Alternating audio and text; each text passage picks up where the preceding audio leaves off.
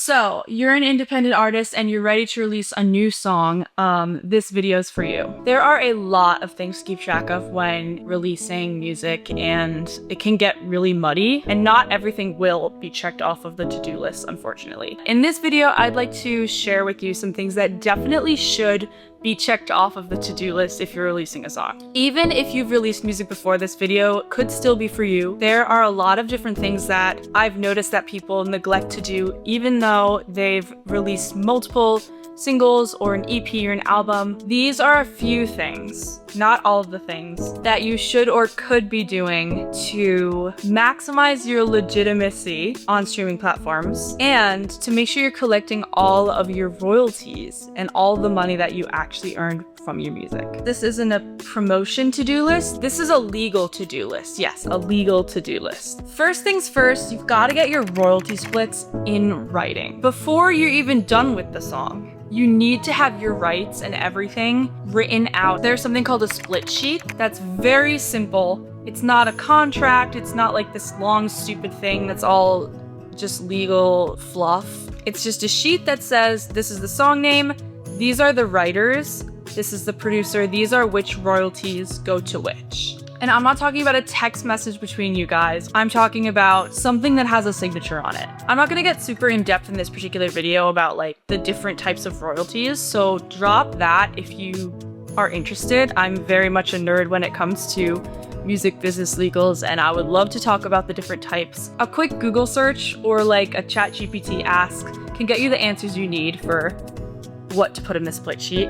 Make sure it's signed by everyone involved, and make sure that everyone agrees on it. There's a difference between you wrote the song with me and you're going to get half of the income off of the song, or you own the composition, or who's the publisher. All of that stuff just needs to be figured out and written down. This is a tangent there's more important things in this video that I could be rambling about. So yeah, just do your research on that. It just feels good to have it legal feeling, at least to me. Maybe it's because, again, I'm like a nerd. Even if you wrote the song with someone who's not pursuing music as their career, if they came up with something, you can credit them on the song and have a split sheet that says that they're not getting any money from the song. So just make sure you know the difference between crediting and splitting money. If you're releasing a cover song, you need to have the license for the cover. I think this fact gets lost a lot on people. They either think they just can't release a cover because it's someone else's song that's too hard to get the rights, or they think they can just put it out without getting any type of license.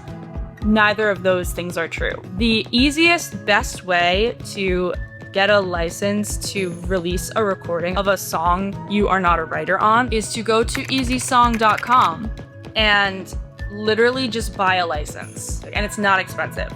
I'm not even going to tell you how to do it. You literally log onto the website and they're like, are you releasing a cover song? And here are the steps to do it. It's so easy to get a license to a cover that it seems like there must be a catch. I have done it before. I've released a cover of Santa Baby. Won't go through it into a bunch of detail, but it's really simple, and you should definitely. How many times in this video am I gonna say I won't go into too much detail? If this is your first release as an independent artist, you're gonna have to figure out which distribution service you're gonna use to get your music out onto like Spotify and Apple Music and Deezer. Is Deezer like a Mandela effect? Like, does Deezer even actually exist? Does any single human actually use Deezer? Yeah, so a digital distribution service. That's what you're gonna use.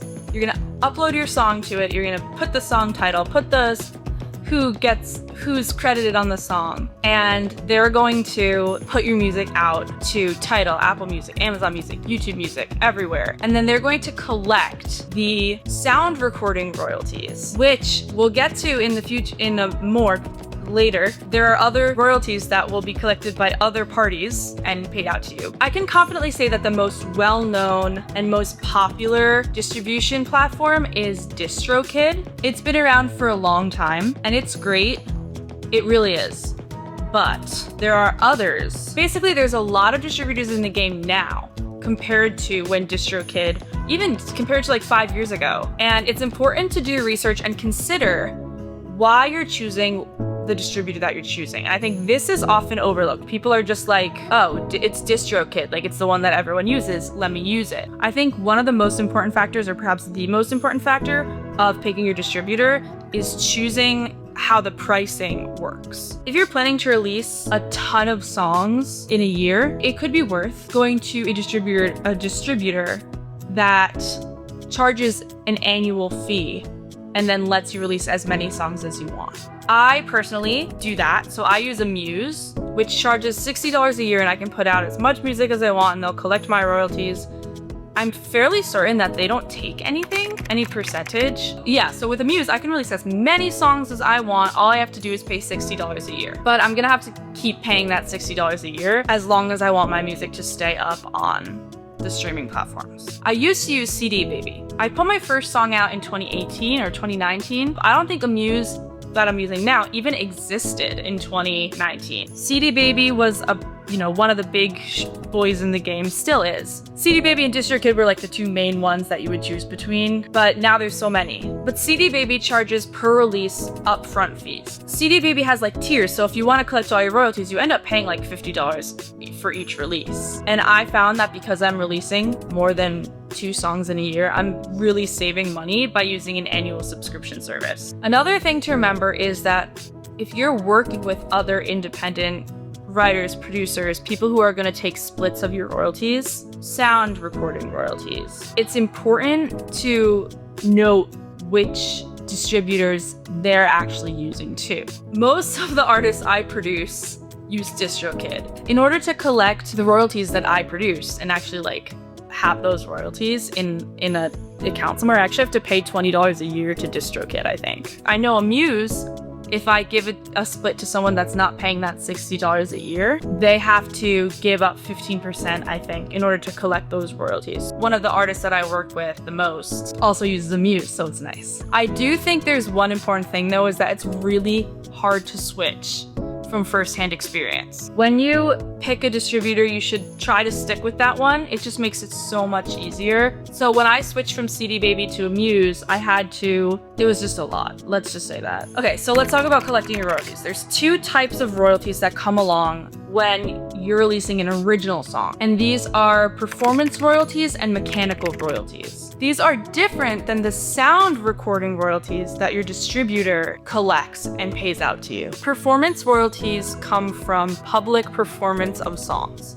So that includes television, radio plays, and literally live performance. Mechanical royalties come from whenever a song is duplicated. I keep on doing air quotes because these are such old terms that it doesn't necessarily make sense nowadays, but they're still rules that we follow and the terminology has never changed. Like mechanical royalties come from when literally there was mechanics used to create a duplication of a song. Now streaming and playing a song on a streaming service one time counts as a duplication of a song. So duplication or mechanical royalties come from CDs, vinyl, cassette, and streaming, which is really confusing. That's just what it is. So to collect your performance royalties, you register your composition, so your song, with a performing rights organization, or PRO.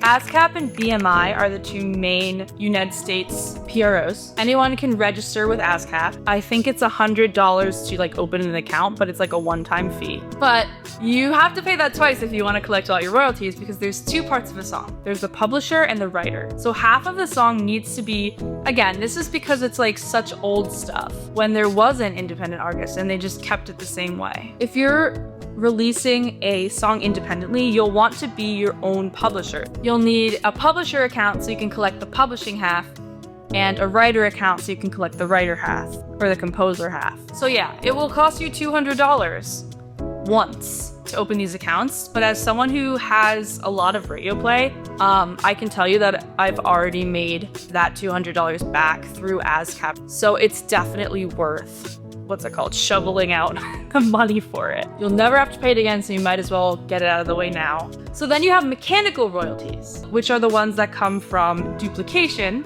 So the song itself being duplicated in the form of a sound recording by being streamed on a streaming service. So mechanical royalties are collected and paid out by actually a non-profit called the Mechanical Licensing Collective, MLC for short. Creating an account with the MLC is completely free, registering a work with the MLC is completely free, and I have made money back from the MLC. So like the MLC collects like billions of dollars worth of mechanical royalties each year, but so many people don't know that it's a thing. Like so many like independent artists who are doing this, they register with ASCAP, they do their distributor, but they're still missing their mechanical royalties. And so the MLC holds those royalties until a work is registered. So you could, if you have songs out already, still register with the MLC and get money paid to you when you register a released song as a work. So there's another thing that a lot of people don't know, and that's getting your lyrics to show up in Spotify and even on like Instagram stories. You know how you can do the lyric following alonging? Even if you want it to show up on Genius and in Google search, you'll need to distribute your lyrics with a free service called Music Match or Music's Match. I don't like it how it's spelled with an X like that, so I don't know how to say it, but that. So you make an account, you claim yourself as an artist, and then you can go in, all of your songs will be there once you claim yourself as an artist, and then you add all of your lyrics in a very specific format that the Music Match people tell you, and then you actually sync them. So you manually go through and sync the lyrics to your song, and then you're able to have them verified and distributed so that they actually do show up on Spotify and on Instagram stories and stuff, which is really cool. If you search any of my songs on Google, the lyrics come right up, but they also show up on Genius and stuff, which is really cool. So that's all for now. I hope that was helpful, and I could talk about this stuff for days, so please let me know if there's questions and stuff. I'll see you guys all in the next video. Bye!